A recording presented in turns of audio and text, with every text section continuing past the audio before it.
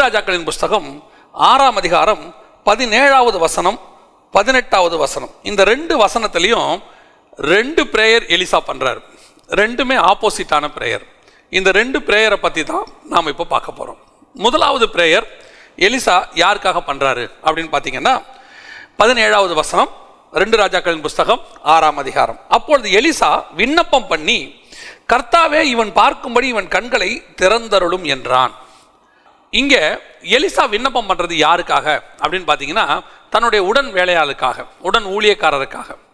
எதுக்காக அவன் விண்ணப்பம் பண்ணுறான் அப்படின்னு கேட்டிங்கன்னா, பரலோகத்தினுடைய ஒரு விஷன், அந்த விஷனை எலிசா பார்த்துக்கிட்டு இருக்கிறாரு. எலிசா பார்க்குற அந்த விஷனை தான் கூட இருக்கிறவனும் பார்க்கணுன்னு அவர் விரும்புகிறார். எப்பேற்பட்ட ஒரு பிரேயர் பாருங்க. அதாவது எலிசாவுக்கு ஒரு ஸ்பிரிச்சுவல் லைஃப் இருக்கு. அந்த ஸ்பிரிச்சுவல் லைஃப் படி எலிசா இந்த பூமிக்குரியதை மட்டுமல்ல, வானத்தில் இருக்கிறதையும் பார்க்குறாரு. இந்த அக்கினி ரதத்துக்கு ஒரு அற்புதமான விளக்கம் இருக்கு. என் நண்பர் ஒருத்தர் எனக்கு அதை சொல்லி கொடுத்தார். ரொம்ப அற்புதமான விளக்கம். என்ன அப்படின்னு கேட்டிங்கன்னா, இப்போ எலியாவும் எலிசாவும் வராங்க. எலியா எடுத்துக்கொள்ளப்படுகிற ஸ்டேஜுக்கு வந்துட்டார். வரும்போது நீங்கள் பார்த்தீங்கன்னு சொன்னால், எலியாவும் எலிசாவையும் ஒரு காரியம் வந்து 2ஆக பிரித்தது. என்ன பிரித்தது? அக்கினி ரதம் வந்து அவர்களை 2ஆக பிரித்தது. அப்படி பிரித்த போது எலியா பரலோகத்துக்கு போனார். எதில் ஏறி போனார்னு பார்த்தீங்கன்னா, அக்கினி ரதத்தில் அல்ல. எலியா எதில் ஏறி போனார்னா, சுழல் காற்றிலே ஏறி போனார். இந்த சுழல் காற்றில் ஏறி ஏன் அவர் போனார் அப்படிங்கிறதுக்கு ஒரு ஸ்பிரிச்சுவல் அர்த்தம் இருக்குது. உங்களுக்கு தெரியும் நினைக்கிறேன். பரிசுத்த ஆவியானவரை 2 விதத்தில் பெற்றுக்கொள்ளும்படி இயேசு சொன்னார். ஒரு தடவை பெத்தானியாவுக்கு கூட்டிகிட்டு போய் அவர்கள் மேல் ஊதி பரிசுத்த ஆவியை பெற்றுக்கொள்ளுங்கள். இன்னொரு வாட்டி, உன்னதத்திலிருந்து பலன் உங்கள் மேல் வருகிற வரைக்கும் நீங்கள் எருசலேமிலே தங்கியிருங்கள். அப்போ அக்கினிமயமான நாவு, ஒன்று காற்று, இன்னொன்று அக்கினி மயமானது. இது 2ம் அப்போஸ்தலர்களுக்கு கொடுக்கப்பட்டது. 2ம் கொடுக்கப்பட்டது. இப்போ எலியாவுக்கும் எலிசாவுக்கும் நடுவில் 2 இருக்கு. ஒன்று காற்று, சுழல் காற்று, இன்னொன்று அக்கினி மயமானது. இந்த சுழல் காற்றில் ஏறி தான் எலியா போனாரு. அக்கினி ரதத்தை இங்கே விட்டுட்டு போயிருக்கிறார். அந்த அக்கினி ரதம் யாருக்கிட்ட கொடுக்கப்பட்டது? அது எலிசாவுக்காக கொடுக்கப்பட்டது. இதுக்கு பின்னாடி டீப்பான ஸ்பிரிச்சுவல் மீனிங் இருக்கு.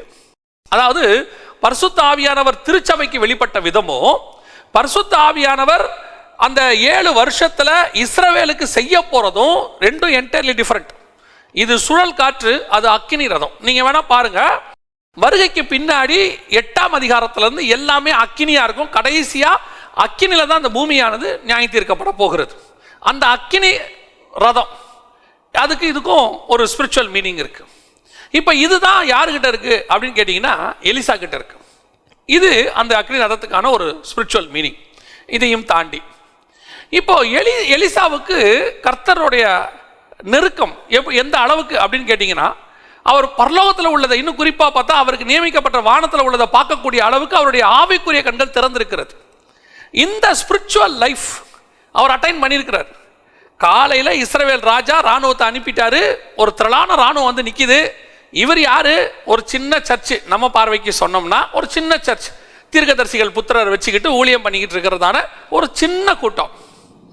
இப்போ அங்கே இருக்கிறதான அந்த ஊழியர் சொல்றாரு, உடன் ஊழியர் சொல்றாரு, அவங்க திரளா வந்திருக்கிறாங்க, அந்த ராணுவம் நம்மளை சுற்றிலும் அவங்க வந்துட்டாங்க.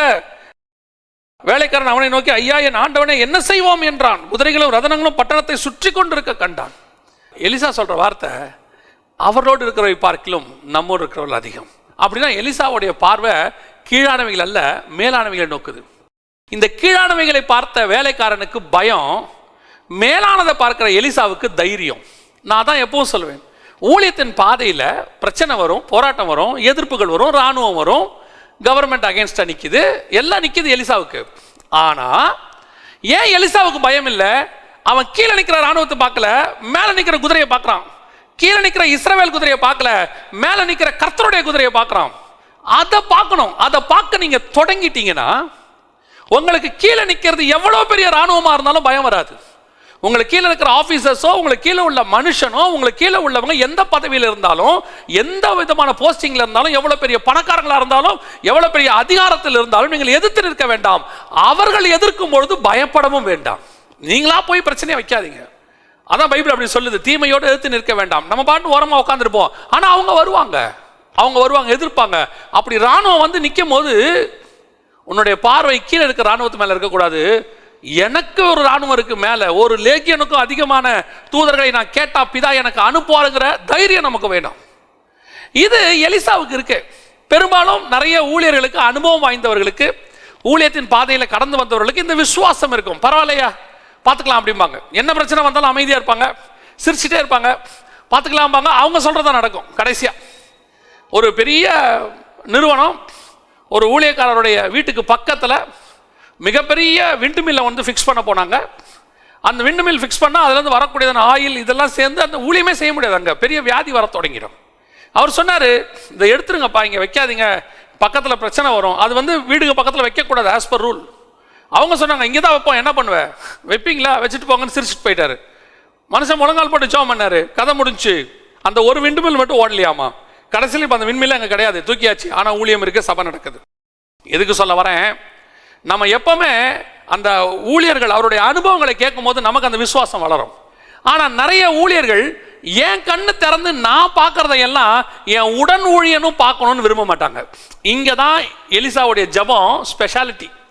என்ன ஸ்பெஷாலிட்டி? ஆண்டவரே, நான் பார்க்குறேனே ஒரு பார்வை, அதை என் கூட இருக்கிறவனும் பார்க்கணும், என் உடன் ஊழியனும் பார்க்கணும், என் விசுவாசியும் அந்த ஸ்பிரிச்சுவல் லைஃபுக்கு வரணும்.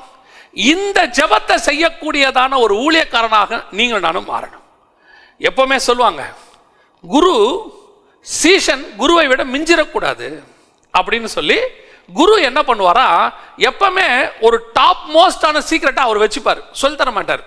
எல்லா கலைகளிலும், அது இசையா இருக்கட்டும் அல்லது மற்ற சிலம்பம் இந்த மாதிரி சொல்லிக் கொடுக்கக்கூடியதான விளையாட்டாக இருக்கட்டும், எதுவாக இருந்தாலும் குரு என்ன பண்ணுவாரா, ஒரு டாப் சீக்ரெட் ஒன்று அவர் வச்சுப்பார், மற்ற எல்லாத்தையும் சொல்லி கொடுத்துருவார். எதனால? அதுவும் அந்த சீஷனுக்கு தெரிஞ்சிட்டா அவன் நம்மளை விட பெரிய ஆள் ஆயிடுவான் அப்படின்னு சொல்லி அதை மறைச்சு வச்சிருவாராம். ஆனா எலிசா எதை பார்க்கிறாரு? வானத்தில் இருக்கிறதான அக்கினி ரதத்தை பார்க்கிறாரு. இப்போ அவர் சொல்றார் ஆண்டவர்கிட்ட, ஆண்டவரே, நான் பார்க்கறத என் ஊழியக்காரனும் பார்க்கட்டும், அவன் கண்களை திறந்தரலும். இந்த ஜெபம் இருக்கு பார்த்தீங்களா, இது கர்த்தருக்கு பிரியமான ஜெபம். ஏன்னா இயேசு கிறிஸ்து அப்போஸ்தலர்கிட்ட அப்படித்தான் விரும்பினாரு. நான் எப்படி பார்க்கறனோ அப்படி நீங்க பாருங்கப்பா. அதான் அவர் சொன்னாரு, பிதா எனக்கு கொடுத்தவைகளில் ஒன்றையும் நான் மறைத்து வைக்கவில்லை, எல்லாத்தையும் நான் உங்களுக்கு தந்துட்டேன். அதை விட இப்படிப்பட்ட ஒரு குரு உலகத்திலே கிடைக்க மாட்டார். இவர் என்ன சொன்னார் தெரியுமா? என்னை விசுவாசிக்கிறவன் நான் செய்கிறவர்களையும் செய்வான், நான் செய்யாத அதை விட மேலானதை செய்வான், என்னை காட்டிலும் மேலானது. இதை எந்த குரு ஒத்துப்பாரு? நீங்க சொல்லுங்க. குருவை மிஞ்சி சீஷன் போகணும்னு எந்த குரு விரும்புவார்? எந்த காலத்திலும் குரு சீஷன் தனக்கு கீழே இருக்கணும் தான் விரும்புவார். இன்னைக்கும் அதான் நிலைமை. நிறைய பேர் இருக்கிறாங்க, நம்மளுக்கு மீறி போயிடக்கூடாது, நம்மளை விட அதிகமாக வந்துடக்கூடாது, நம்மளை விட அதிகமாக புகழ் வந்துடக்கூடாது, எல்லாம் சவுலாத்தான் இருக்கு. எத்தனை பேர் இந்த எலிசாவா இருக்கு சொல்லுங்க? நான் பார்க்குற மாதிரியே என் சீஷன் பார்க்கணும், நான் பார்க்கறதெல்லாம் அவனும் பார்க்கட்டும் ஆண்டவரே. இந்த அளவுக்கு ஒப்பு கொடுத்து தன் சீஷனை தன் லெவலுக்கு உயர்த்தக்கூடியதான ஒரு குரு, அருமையான லீடர். அவனுடைய பிரேயர் பாருங்க. அந்த வேலைக்காரன் வந்து அந்த இடத்துக்கு வரல. அந்த வேலைக்காரவனுடைய ஸ்பிரிச்சுவல் ஸ்டாண்டர்டு பரலோகத்தில் இருக்கிற அந்த அக்கினி ரதத்தை பார்க்குற அளவுக்கு வரல. ஆனால் இவன் ஜெபம் பண்ற, ஆண்டவரே, என்னுடைய வேலைக்காரனும் அந்த ஸ்டாண்டர்டுக்கு வரணும். இன்னைக்கு எத்தனை ஊழியக்காரங்க அப்படி ஜெபம் பண்ணுவாங்க, என் விசுவாசி எல்லாம் என்ன மாதிரியே வரணும். யாராவது போய் ஒரு 2 நல்ல வார்த்தை சொல்லிட்டா, எனக்கே வசனம் சொல்றியா, எங்கிட்டயே போதிக்கிறியா, எனக்கே பைபிள் சொல்றியான்னு கேட்குறாங்க. அவனை என்கரேஜ் பண்றவங்க எத்தனை பேர் இருக்கிறாங்க? உலகத்தானே எடுத்துக்கொள்ளுங்களேன். ஒரு பாட்டு போட்டி நடக்குது, அதுல ஒரு பிள்ளை நல்லா பாடலை, ஆனா அங்க இருக்கிறதான ஜட்ஜஸ் என்ன பண்றாங்க தெரியுமா? டிஸ்கரேஜ் பண்ணி, நீ அவ்வளவுதான், உருப்பட மாட்ட, நீ எல்லாம் ஏன் வர அப்படிலாம் கேட்கல. பெட்டர் லக் நெக்ஸ்ட் டைம், நல்லா பாடினீங்க, இன்னும் கொஞ்சம் சுதியோட பாடினா நல்லா இருக்கும், நீங்க இன்னொரு ட்ரை பண்ணிட்டு வாங்க. எவ்வளவு அழகா சொல்லி கொடுக்குறான் பாருங்க, மனசு உடைக்காம சொல்றான் பாருங்க. அந்த ஜெபம் நம்ம பண்ணணும். ஆண்டவரே, என் கூட இருக்கிறவனு என்ன மாதிரி வரட்டும் ஆண்டவரே. அவன்கிட்ட சொல்லுங்க, பரவாயில்லடா, நீ நல்லா ஜெபம் பண்ணு, ஆண்டவர் உன் கண்ணையும் திறப்பாரு, நீயும் நல்ல வெளிப்பாடோட பேசுவ, நீயும் நல்ல கர்த்தருக்காக வல்லமையா எடுத்து பயன்படுத்துவார், நீயும் நல்லா பாடுவ, உன்னாலையும் நல்லா வாசிக்க முடியும். அவனை என்கரேஜ் பண்ணி பாருங்க, அவனுக்காக நீங்க ஜெபம் பண்ணுங்க. அப்படி ஜெபம் பண்ணும் போது கர்த்தர் அவனை உயர்த்துவார். ஒன்று நல்லா தெரிஞ்சுக்கொள்ளுங்களேன், என் கண்ணுக்கு முன்னாடி என் பையன் உயரதை பார்க்கும்போது எனக்கு ஒரு சந்தோஷம் வருது இல்லை, அதே சந்தோஷம் என் ஆவிக்குரிய பையன் வரும்போதும் பார்க்கணும், என்கிட்ட இருக்கிற விசுவாசி வரும்போதும் பார்க்கணும். என் கூட இருக்கிற உடன் ஊழியர்கள் வரும்போது பார்க்கணும். அவங்க எல்லாரும் கடைசி வரைக்கும் எனக்கு கால் அமுக்கி கொடுக்கக்கூடியதான ஒரு அடிமைகளாக இருக்கணுங்கிற எண்ணம், அந்த மென்டாலிட்டி நமக்கு வரக்கூடாது. டிக்டேட்டர்ஷிப் மென்டாலிட்டி வரக்கூடாது.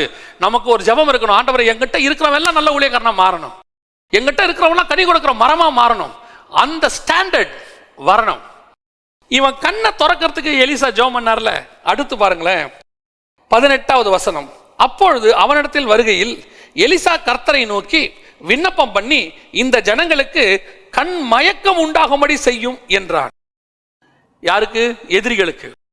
இப்போ இவங்களுக்கு எதிரிகள் பிடிக்க வந்துட்டாங்க, எல்லாம் நிற்கிறாங்க. தான் உடன் ஊழியனுக்கு கண்ணு திறக்கணும்னு ஜெபம் பண்ணா, எதிரில் நிற்கிறவனுக்கு கண்ணு மூடணும்னு ஜெபம் பண்றான். 2 ஜெபத்துக்கும் கர்த்தர் பதில் கொடுக்கிறார். உடனே கண்மயக்கம் உண்டாயிற்று. எலிசாவினுடைய வார்த்தையின்படியே அவர்களுக்கு கண் மயக்கம் உண்டாகும்படி செய்தார், கர்த்தர் செய்தார். அப்ப இந்த விண்ணப்பத்தை கர்த்தர் எப்படி பார்க்கிறார் பாருங்களேன்.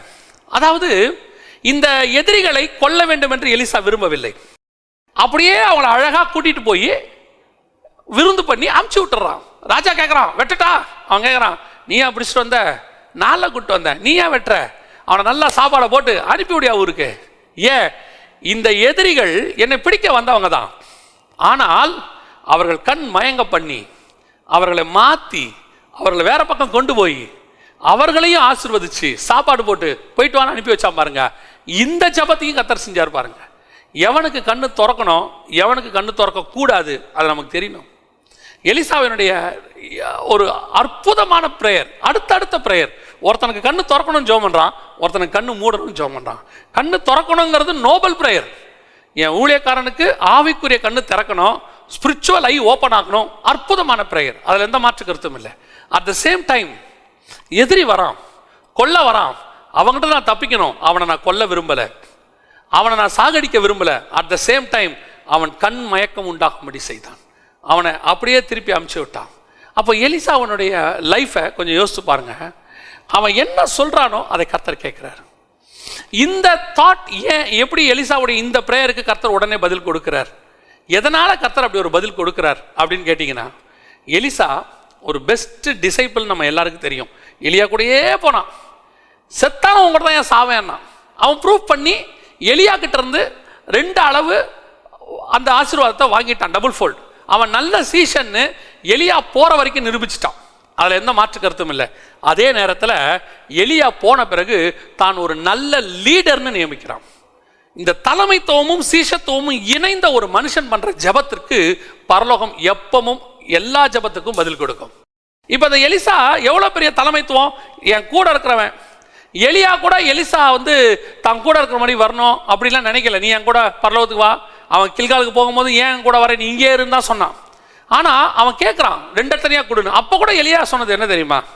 நான் போகிறேன், நான் போகும்போது நீ பாரு, உங்ககிட்ட இருக்கு, நீ எடுத்துக்கோ, நீ என்ன போகிறத பார்த்தா நீ டபுள் ஃபோல்ட் பிளெஸிங் அப்படின்னா. ஆனால் எலிசா அப்படி அவனை சொல்லவே இல்லை. ஆண்டவரே, இவன் கண்ணை தரங்கப்பா, இவன் பார்க்கட்டும். ஏன்? அவன் பயத்தில் நிற்கிறான் எதிரில். இப்போ எலிசா நினச்சா என்ன பண்ணிக்கணும்?